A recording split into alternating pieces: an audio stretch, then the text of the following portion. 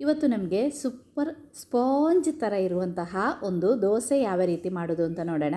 ಒಂದು ತುಂಡು ದೋಸೆಯನ್ನು ಬಾಯಿಗೆ ಹಾಕಿದರೆ ಬೆಣ್ಣೆ ಥರ ಕರಗಿ ಹೋಗುತ್ತೆ. ಟೇಸ್ಟ್ ಅಂತೂ ಹೇಳೋದೇ ಬೇಡ. ಸೂಪರಾಗಿರುವ ದೋಸೆ ಮಾಡಲಿಕ್ಕೋಸ್ಕರ 2 ಕಪ್ ದೋಸೆ ಅಕ್ಕಿಯನ್ನು 5 ಗಂಟೆ ನೆನೆಸಿದ್ದೀನಿ ನೋಡಿ. ಇದಕ್ಕಿನ್ನು 1 ಕಪ್ ಮಂಡಕ್ಕಿಯನ್ನು ಸೇರಿಸಬೇಕು. ಅದರೊಟ್ಟಿಗೆ 1 ಕಪ್ ತೆಂಗಿನಕಾಯಿಯನ್ನು ಸಹ ಸೇರಿಸಬೇಕು. ನಾನಿಲ್ಲಿ 1/4 ಕಪ್ಪಷ್ಟು ತುರಿದಿರುವ ತೆಂಗಿನಕಾಯಿಯನ್ನು ತಗೊಂಡಿದ್ದೀನಿ. 1 ಕಪ್ ಹಾಕಿದರೂ ಪರವಾಗಿಲ್ಲ. ತೆಂಗಿನಕಾಯಿ ಸ್ವಲ್ಪ ಜಾಸ್ತಿ ಹಾಕಿದರೆ ಟೇಸ್ಟು ತುಂಬ ಚೆನ್ನಾಗಿರುತ್ತೆ. ಇನ್ನು ಈ ಮಂಡಕ್ಕಿ, ಅಕ್ಕಿ, ತೆಂಗಿನಕಾಯಿ ಇದನ್ನೆಲ್ಲ ಚೆನ್ನಾಗಿ ಒಂದು ಸರ್ತಿ ಮಿಕ್ಸ್ ಮಾಡಬೇಕು. ಆ ನೀರಿನ ಪಸೆಯಲ್ಲಿ ಮಂಡಕ್ಕಿ ಎಲ್ಲ ನೆನೆಯಬೇಕು. ಮಿಕ್ಸ್ ಮಾಡಿ ಒಂದು 5 ನಿಮಿಷ ಒಂದು ಸೈಡಲ್ಲಿ ಇದನ್ನು ಇಡಬೇಕು. ಆಮೇಲೆ ಇದನ್ನೆಲ್ಲ ಮಿಕ್ಸಿ ಜಾರಿಗೆ ಹಾಕಿ ಚೂರು ಸಹ ತರಿ ಇಲ್ಲದೆ ಫೈನಾಗಿ ಇದನ್ನು ರುಬ್ಬಬೇಕು.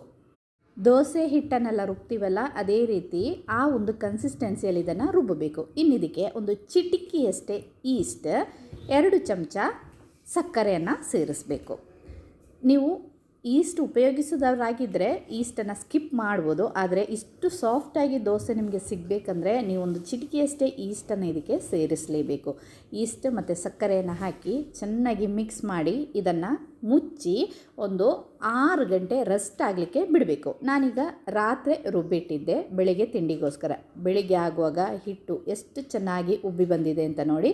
ಇನ್ನಿದಕ್ಕೆ ರುಚಿಗೆ ತಕ್ಕಷ್ಟು ಉಪ್ಪನ್ನು ಸೇರಿಸಿ ಮಿಕ್ಸ್ ಮಾಡಿ. ಜಾಸ್ತಿ ಹಾರ್ಡಾಗಿ ಮಿಕ್ಸ್ ಮಾಡಬಾರ್ದು. ಉಪ್ಪು ಮಿಕ್ಸ್ ಆಗುವಾಗೆ ಲೈಟಾಗಿ ಇದೇ ರೀತಿ ಮಿಕ್ಸ್ ಮಾಡಿ ಮುಚ್ಚಿ ಒಂದು 10 ನಿಮಿಷ ಸೈಡಲ್ಲಿ ಇಡಬೇಕು. ಆವಾಗ ನಮ್ಮದು ಹಿಟ್ಟು ಇನ್ನೂ ಸ್ವಲ್ಪ ಸಾಫ್ಟ್ ಆಗುತ್ತೆ.